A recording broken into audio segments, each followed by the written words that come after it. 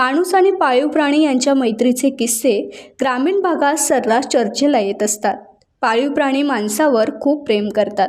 मुक्या प्राण्यांची मैत्री अनेक वेळा अनुभवायला मिळते. याचे किस्सेही आपण पाहिले आहेत. असाच एक किस्सा सध्या जनतेमध्ये चर्चेचं कारण ठरलाय.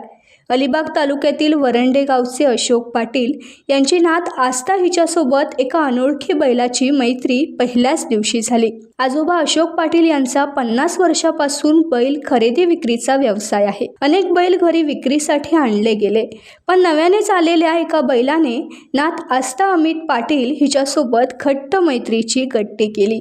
अनोळखी बैल प्राणी सहसा कुणाला जवळ करीत नाही, पण हा बैल खूपच मायाळू असून त्याने आस्थासोबत मैत्री केली.